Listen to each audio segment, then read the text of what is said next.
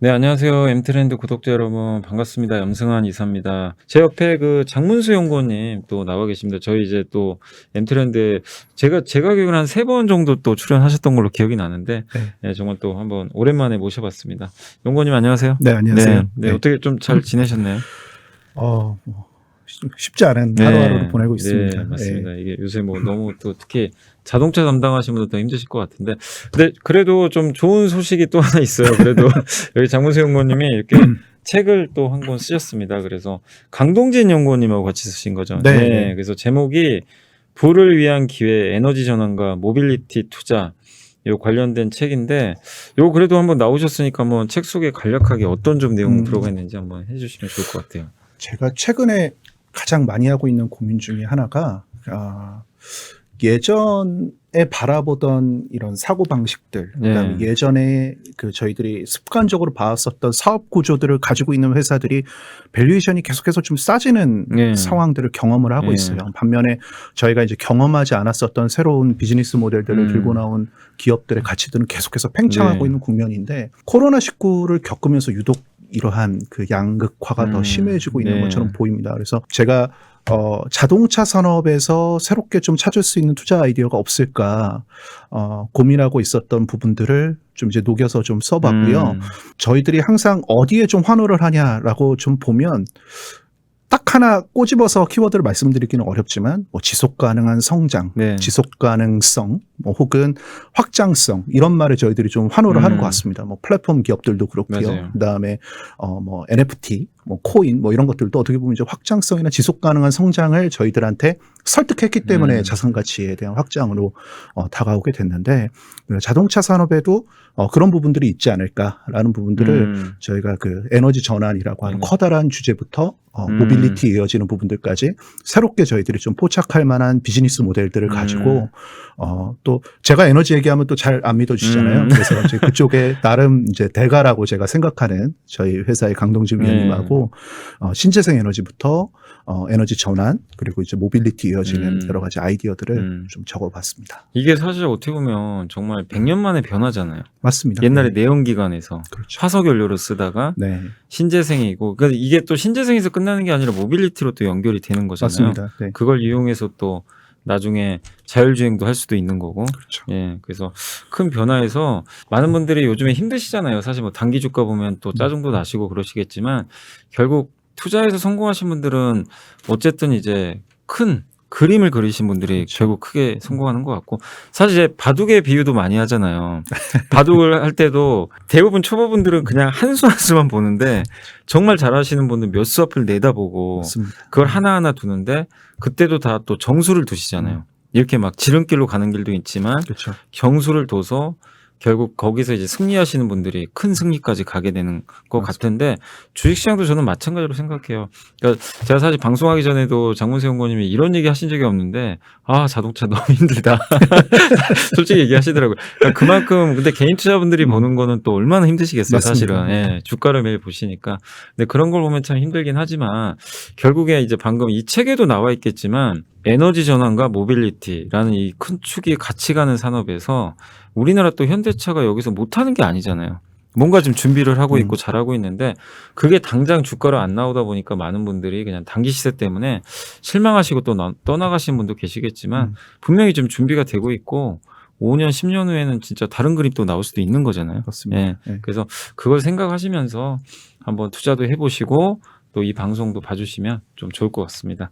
자, 이제 본격적으로 좀 방송 들어가서, 이 코로나 시대로 이제 접어들면서 자동차 산업이 정말 빠르게 변화도 하고 있고, 내연기관에서 어쨌든 전기차로, 또 신생 전기차에서도 뭐 중국의 니오 같은 뭐 회사들도 급부상을 하고 있는데, 투자자분들께서 어쨌든 이런 변화에 대해서 굉장히 또 적응하기 힘들어 하시는 것 같고, 또 테슬라는 정말 주가가 저 우주로 가 있고, 순수 전기차 회사인 그 니비안도 한때 맞습니다. 100조가 넘어갔는데, 그래도 이게 자존심이 있지 참 현대차 그룹은 이게 뭐 하는 건지 힘든 상황인데, 이런 좀 상황 좀 연구원님은 이제 실제로 이제 여기를 고민을 많이 하고 계시니까 현 상황을 좀 어떻게 진단을 하고 계세요? 이런 말씀들을 하시는 분들도 계시더라고요. 우리는 이제 한국에 있는 자동차 업체들, 뭐 현대차, 기아차, 뭐 쌍용차, 혹은 뭐 부품사들 보시면서 네. 소위 말해 이제 자동차 섹터로 분류되어 있는 종목들의 주가가 떨어지는 모습들을 상당히 좀 뼈아파하고 네. 계시는데 실상 그 시가총액 상위 주식들의 합산 시가총액은 오히려 늘어나고 있습니다. 오히려. 테슬라, 리비안. 네, 그렇죠. 우리들이 그동안은 이런 기업들이 전통적인 자동차 업체라고 분류하지 않았었던 업체들 좀 늘어나고 있고요. 그런 이유들이 무엇인가를 살펴보면 아까도 이제 잠깐 설명드렸던 것처럼 지속 가능한 성장을 보여줄 수 있는지 네. 그런 것들에 대한 의지들을 명확하게 피력했는지 그런 부분들이 투자자들한테 충분히 설득됐는지 여부에 따라서 온도 차이가 좀 많이 나타나는 것 같습니다. 그렇다 보니까 어떤 시장의 변화들을 좀 선제적으로 읽고 이런 것들을 사업 모델이라든지 기업 가치로 녹여낼 수 있는 업체들이 어떻게 보면 투자자들한테도 선호의 대상이 되고 실제로 기업 가치가 상승하는 그런 기업들의 모습들로 나타나게 되는데요. 저희가 이제 말씀 중에도 잠깐 드렸지만 코로나19가 이런 것들을 좀 많이 촉발한 것 같습니다. 코로나19가 어떻게 보면 환경 변화로 인해서 나타난 질병이라는 인식들이 좀 네. 크다 보니까 네. 뭐 이런 부분들에 대해서 관심이 사회적으로 많이 기울여지는 부분들도 있고요. 소비자 입장에서도 클린한 모빌리티, 그러니까 예. 전기차죠. 전기차를 내가 소비해야겠다라는 의지가 이 정부에서 주는 보조금하고는 또 별개로 많이 수요단에서 네. 나타나고 있는 것 같고요. 정부 입장에서도 그렇습니다. 이 코로나19 때문에 경제 후퇴가 발생을 하다 보니까 네.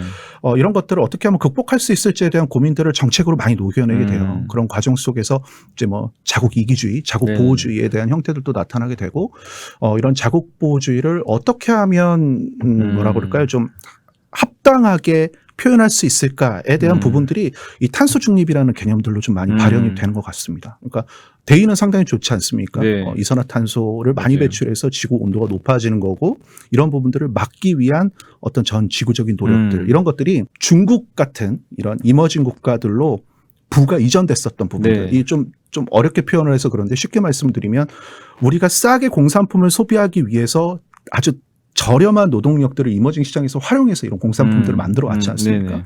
그들은 이제 그것들에 대한 대가로 그들 국가들이 이제 부가 이전됐었던 네. 부분들이 있는데 이렇게 부가 이전됐었던 거를 이제 막는 거에 대한 대의로 이런 탄소 국경세 이런 것들을 네. 이제 얘기하기 시작을 했다라는 거죠. 그러니까 정부도 원하고 소비자도 원하고 그리고 당연히 공급자인 자동차 업체들은 이거를 네. 맞춰서 따라갈 수밖에 없습니다. 그런 과정 속에서 이제 그린 뉴딜이라든지 안 그러면 관련된 정부의 정책들이 좀 이렇게 언급들이 네. 계속해서 나오면서 이 친환경차 시장에 대한 관심들이 높아지게 됐고요.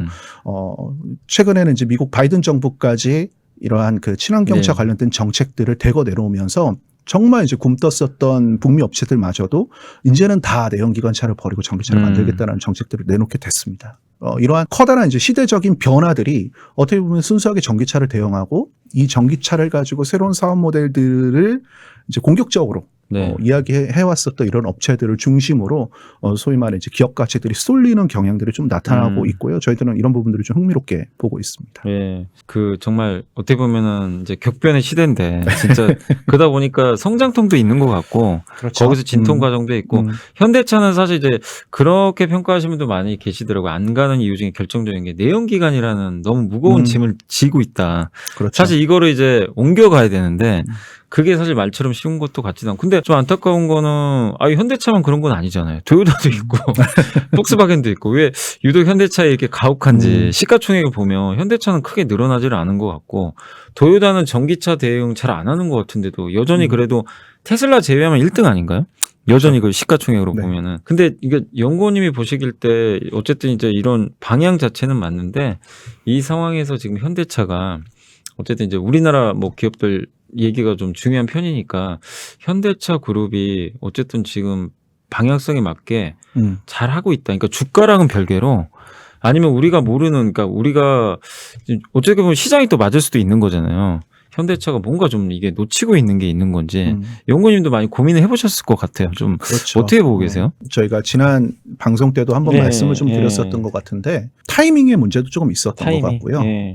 그다음에 이제 방향성 자체는 좀 맞다고 생각을 하는데 그 업황의 방향성, 업황의 이 사이클하고 엇박난 타이밍도 좀 큰 문제였었던 것 같아요. 그러니까 비슷한 사례를 가지고 몇 개 기업들을 나열을 해보면 저희가 뭐 GM이나 포드 같은 경우는 친환경과 관련된 정책들을 내보였을 때 당시에 상당히 좋은 반응들을 네, 얻었고 주가도 상당히 좋은 모습들을 보였어요. 그 당시에는 바이든 정부의 태도 변화와 같이 맞물리면서 이들에 대한 그 전략 변화를 상당히 좀 높게 평가했었던 점들이 주가의 어닝과는 무관하게 밸류에이션을 끌어올리면서 주가를 밀어 올렸었던 경험이 있었고요. 반대로 이제 현대기아차 같은 경우는 이러한 이슈로부터 약간 좀 비껴난 이후, 그러니까 저희가 차량용 반도체에 대한 공급 차질이 예, 8, 맞아요. 9월 달에 급격하게 좀 얼어붙어 가던 국면에 어떻게 보면 GM이나 포드보다 파격적인 전략들을 내놨어요. 그런 부분들에 대해서 평가를 충분히 받을 만한 시장 분위기는 아니었다라고 좀 보여집니다. 게다가 이런 부분들이 장기화될 수 있다라는 우려 속에서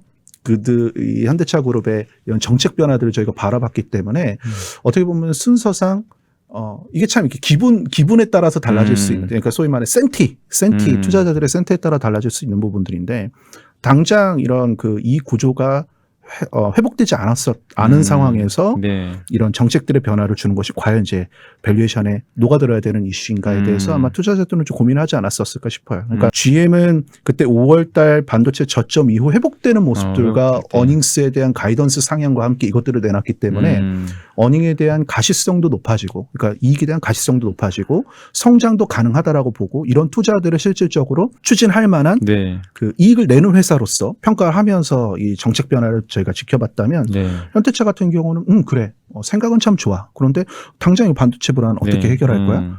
그리고 이번 분기는 그렇다 쳐. 다음 분기는 도대체 어떻게 해결할 수 있을 건데 너희들이 뭐 특근을 한다면서 이것들이 진짜 할 수 있는 상황이기는 한 거야? 라는 이제 의심 속에서 이런 것들이 일어났다라는 게 어찌 보면 조금 아쉬운 부분들이죠. 어쨌든 우리나라가 뭐 운이 없을 수도 있는데 참, 그러니까 저는 좀 그런 걸 많이 느껴요. 올해 유독 시장이 한국 기업한테 너무 인색한 게 좀 있는 것 같아요. 그죠? 그러니까 한국 기업들이 뭐 그렇다고 뭐 숫자라도 안 나오면 좀 그럴만한데, 근데 숫자가 잘 나오면 너 너무 잘 나왔으니까 이제 꺾여. 킥아웃으로 이제 맞습니다. 이거를 함정을 씌워버리고 안 나오면 너 안 나왔잖아. 그러니까 좀 유독 좀 잔인한 잣대를 좀 들이우는 것 같은데, 뭐 그게 또 우리 한국에 어떻게 보면 예전부터 있었던 좀 고질병 중에 하나인 것도 같아요. 제 생각에는. 이게 맞아요. 하루 이틀 있었던 것도 아닌데, 근데 작년도가 좀 그런 게 사실 없었잖아요. 뭐 현대차도 주가가 사실 그 엔진 쇼크가 있었는데도 주가가 어쨌든 올라갔으니까. 맞습니다. 근데 참 올해는 너무 좀 잔인한 잣대를 좀 기울이는데, 근데 그래도 결국 기업의 가치가 올라가면 언젠간 또 주가가 올라가는 거잖아요. 시간이 지나면 수렴을 하더라고요. 그죠. 그렇기 때문에 그 시차의 문제라고 보는 게 좀 맞고요. 기관 투자자들을 만나면서도 사실 비슷한 얘기들을 계속하고 의견들을 교환을 하는데, 항상 고민들이 그거예요. 그러니까 밸류에이션을 많이 받는 기업들은 계속 비싼 가격에 머무르고 있거나 더 올라가는 반면에 저희가 저평가에 돼 있다라고 하는 기업들은 계속해서 낮은 수준을 유지하고 있거든요. 근데 이게 어떠한 트리거가 발생을 하게 되면 급격하게 이제 좁혀집니다. 그게 이제 유동성이라고 보셨던 분들도 계시고, 안 그러면 공급망의 정상화라고 보셨던 분들도 계시고, 혹은 저희가 이제 꿈을 갖고 바라봤었던 전기차 시장이 이제 성숙기에 들어가는 시점이라고 보시는 경우들도 있는데, 어쨌든 그 시점이 언제가 될지는 모르겠지만 전반적으로 저희들이 이제 바라보는 시점을 상반기에서 하반기 넘어갈 때쯤으로 보통 공통적으로 가르치는 것 같거든요. 그 시점 되면 그동안 이제 소위 말해서 절고 있었던 국내 이제 자동차 업체들의 주가는 크게 반등하지 않을까라고 좀 기대를 하고 보고 있습니다. 현대차가 지금 이제 사실 미국에 아직 전기차 전용 공장은 없잖아요. 근데 보니까 어차피 테슬라도 전기차 전용 공장이고 리비안도 전용 공장이 있는데, 일부 뭐 폭스바겐도 그렇고 일부 기업들도 이제 전기차 전용 공장을 만들어서 생산하는데, 현대차는 지금 울산에서 생산되잖아요. 아이오닉 5가. 그러니까 이게 아무래도 전기차 전용 공장이 아니다 보니까 밸류에이션을 높게 줄 수 없다. 뭐 사실 이런 의견도 있는 것 같은데, 근데 아직도 그때 기사 보니까 정의선 회장님 같은 경우는 미국에서 내년에 생산할지 내년 후년에 할지 이게 확답을 안 하시더라고요. 보니까. 그러니까 그런 거 보고 좀 일부 실망한 것도 아닌가. 그러니까 왜냐하면 어차피 내연기가 한 대 파는 것보단 10대 파는 것보단 아이오닉을 좀 더 파는 게 지금 더 시장에서 먹힐 텐데. 좀 그 부분에 대해서는 어떻게 보세요? 이게 결국 좀 중요한 이슈인가요? 이게 미국의 공장. 투자자분들은 되게 중요하게 생각을 합니다. 그러니까 저희가 소위 말해 PER, PBR이라고 얘기하듯이 주가 순이익률 배수, 혹은 뭐 주가 장부가에 대한 비율, 이렇게 보통 이제 밸류에이션을 하는데, 자동차 같은 경우는 주가와 EV 판매 대수나 EV 생산 능력에 대한 배수로 멀티플을 계산하려고 하는 움직임들이 사실 예전부터 좀 있었어요. 그러다 보니까 너 전기차 몇 대 팔아? 또 어디서 얼만큼 팔아? 안 그러면 얼마만큼 생산 능력을 늘릴 준비가 돼 있어라는 게 어찌 보면 그 테슬라의 멀티플을 일부 이렇게 좀 박아놓을 수 있을 만한 논리적인 근거로 좀 활용이 되었었던 것 같아요. 말씀하신 대로 그런 이유들 때문에 미국에서 공장 짓는 게 되게 중요한 이슈였습니다. 특히 뭐 현대위아 주주분들이나 안 그러면 관련돼 있는 서플라이 체인들을 투자하신 주주분들 같은 경우는 현대차나 기아차의 미국 공장의 런칭 시점에 되게 많은 관심을 가지고 사실 이제 선제적으로 트레이딩도 하셨는데 반대로 그 주주의 입장이 아니라 그 오너나 아니면은 경영자 입장에서 본다면 가장 유리하게 공장을 세우는 게 사실 이제 회사 기업 활동하는 데 가장 중요할 겁니다. 유리하게. 그렇죠. 왜냐하면 내가 공장을 지으려면 15만 대, 30만 대 되는 소위 말해 BEP 달성과 투자 회수에 좀 적합한 생산 능력이 있을 텐데 지금 뭐 시장은 뭐 5만 대, 7만 대밖에 받아주지 못하는데 내가 15만 대짜리 공장을 지었을 때 향후 몇 년 동안 손실을 보게 되는 부분들을 사실 이제 어떻게 감당할 것인가에 대한 부분들도 이제 문제가 될 수 있고요. 딸려 있는 부품 회사들 입장에서도 사실 나는 30만 대를 보고 들어갔는데 뭐 한 5년 동안 계속 7만 대에 머물러 있다, 8만 대에 머물러 있다라고 한다면 사실 이제 투자할 만한 이유가 그렇죠. 떨어지겠죠. 그리고 이제 공장을 설립하는 입장에서도 다양한 주정부들이 이제 자기네들 고용 창출을 위해서 서로 지어달라고 얘기를 할 겁니다. 그리고 기존에 있었던 서플라이 체인들을 활용한다고 한다면 유리한 지역들이 또 교집합처럼 이제 나타날 거예요. 바보가 아닌 이상 저 뭐 예를 들자면 뭐 알라바마에 저 공장 짓겠습니다라고 얘기하면 사실 다른 주에서 이렇게 입지를 하려고 했다가 할 필요가 없잖아요. 하긴 뭐 삼성전자도 결국 테일러시로 그렇죠.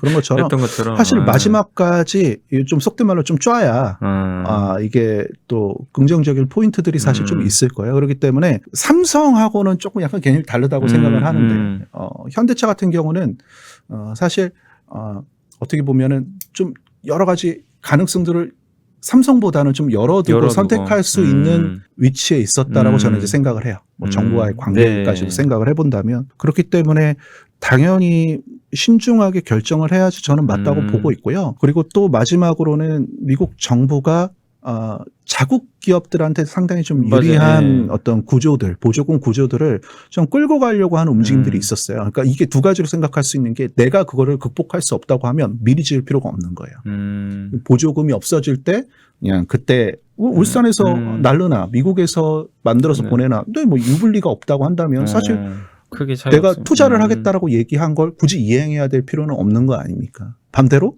내가 이것들을 고민하고 있다. 내가 처음에 이 정부와 얘기했었던 것처럼 당장 공장 짓는 거가 아닐 수도 있다라는 어떤 그 전략 심경의 변화를 이제 표현을 하는 게 어떻게 보면 이제 미국 정부나 그 주정부를 대상으로 그 네고시에이션을 할 때 훨씬 더 유리한 위치에 갈 수 있다라는 점들도 저는 생각을 해봐야 된다고 생각을 해요. 그래서 이게 그렇다면 주주한테 나쁜 이슈냐? 일단은 제가 역으로 질문을 드리죠. 그래서 미국에서 공장 안 지을 것 같습니까? 이제 짓는다라는 거죠. 쉽겠죠. 안 지을 수가 없을 겁니다. 이건 다 상식적인 내용이죠. 그러면 이거를 내가 지금 짓는다고 해서 당장의 주가 5%, 10%, 15% 올라가는 걸 주고 흘러내리기를 원하십니까? 아니면 이게 정말 유리한 조건으로 가서 뭐 20%, 30% 올려줄 이슈로 가기를 원하십니까? 라고 하면 사실 이제 후자가 맞다고 저는 생각을 해요. 그래서 방향성의 문제, 시점의 문제에서 사실 최근에 투자자들이 시점에 되게 민감해 하세요. 올라간다고? 알았어. 당장 15% 올라? 10% 올라? 이게 되게 민감한 이슈인데 이게 어떻게 보면 방향성에 조금 더 중점을 두고 이제 저는 이제 말씀을 드리자면 달라지지는 않았다라고 말씀을 드리고 싶습니다. 하긴 이게 저도 이제 얘기 들어보니까요, 뭐 좀 약간 일리가 있는 게 그게 미국이란 나라에서 지금 신규로 이제 만약에 공장을 짓는데 그거 함부로 할 수 없는 거잖아요. 그쵸? 세계 최대 시장이고 사실 현대차는 또 제가 알기로는 중국에서 이제 아예 존재감이 없기 때문에 그렇죠. 사실 이제 미국에서 승부를 봐야 되는 거잖아요. 근데 그렇죠. 그런 상황에서 말씀하신 대로 그냥 단지 지어야 된다는 논리 때문에 너무 빨리 지어서 또 실기할 수도 있는 거고. 맞습니다. 그렇게 본다라면 좀 신중하게 하는 것도 하나의 방법인데, 근데 중요한 건 그건 것 같아요. 결국 방향 자체는 맞다. 예. 그러니까 그렇죠. 미국에 전기차 공장을 짓는 건 맞는데 시기적으로는 너무 좀 급할 건 없다. 그렇죠. 예. 그러니까 급하지만 급한 내색을 할 필요가 없는 거죠. 급한 내색을 할 필요 없다. 예. 그리고 저희가 지난 방송에서 좀 말씀을 드렸지만 대부분의 그 소위 말해 보조금의 수혜를 받는 현지 업체들, 뭐 GM이나 포드 같은 업체들이 대체적으로 신차가 몰려 나오는 시점이 2023년, 2024년입니다. 2023년부터 시작입니다. 그러니까 사실 공장을 짓고 가동이 들어가는 데까지 한 1년 반 정도밖에 안 걸리거든요. 그러니까 당장 뭐 결정을 해갖고 할 필요도 없고요. 그리고 공장을 2023년에 딱 시작이 돼서 그 GM이나 포드의 모델들이 쏟아져 나온다고 해서 미국의 전기차 시장이 상당히 좀 성숙할 거다라는 것도 사실은 약간 비약이 있지 않습니까? 그러니까 뭐 당분간은 울산 같은 데서 보내면서 시장을 좀 보고 이것들이 충분히 뭔가 그 내가 공장 하나 지어도 받아줄 만큼의 충분한 어떤 수요 상황이 된다라고 판단이 되면 언제든 공장을 지어서 진입하는 거에는 문제가 없다라고 저는 생각을 합니다. 그래서 뭐가 유리한지, 뭐가 실제로 투자 회수를 하는데 적합한 전략인지를 상당히 좀 신중하게 지금 보고 있는 구간이지 않을까라고 저는 보고요. 제가 이제 현대차를 이제 10년 넘게 이제 보아오고 있기 때문에 이제 드는 느낌인지 모르겠는데 한다고 해야지 진짜 하는 순간에 한다고 얘기를 하는 경향이 지금까지 되게 강했어요. 그러니까 나 할 거야? 할 거야 라고 해서 안 하는 기업들도 있지 않습니까? 네, 근데 한다고 하면 그때부터는 이미 다 준비됐고 하는 경우들이 사실 현대차나 기아차는 많았어요. 그렇기 때문에 저는 그 지을 수도 있고 뭐 할 수도 있고 라는 이제 표현 자체가 상당히 근접해 있기 때문에 나오는 표현이지 않을까라고 저는 생각을 합니다. 결국 이제 언제냐가 좀 문제긴 하지만 그래도 하는 것 자체는 크게 문제될 건 없다. 그러니까 많은 분들이 혹시 또 안 할까봐 불안해하 계시는 분들도 일부 계시긴 하더라고요. 그렇죠. 근데 현대차 그 울산 공장에서 그러면 그 예전에 보니까 울산 공장 그 라인을 이제 전기차 전용으로 이렇게 전환했다라는 소식도 들었는데 그런 것들을 그러면 이제 만약에 이제 미국에서 만약에 그 수요가 좀 늘어나면 점진적으로 내연기관차는 이제 축소하는 쪽으로 가는 건가요? 그렇게 될 가능성이 2040년에 내연기관을 없애겠다고 했기 때문에 기본적으로 라인 자체는 조정된다고 보시는 게 맞겠죠. 2030년, 35년, 40년 지역별로 저희들이 이제 나눠서 이제 모델들에 대한 대응을 할 거고, 뭐 유럽을 시작으로 나중에는 이제 그 개도국까지 판매하는 차량들을 결국에는 거의 대부분 전기차나 수소차로 바꿀 생각들을 하고 지금 하고 있기 때문에 결국에는 바뀐다고 보시는 게 맞습니다. 알겠습니다.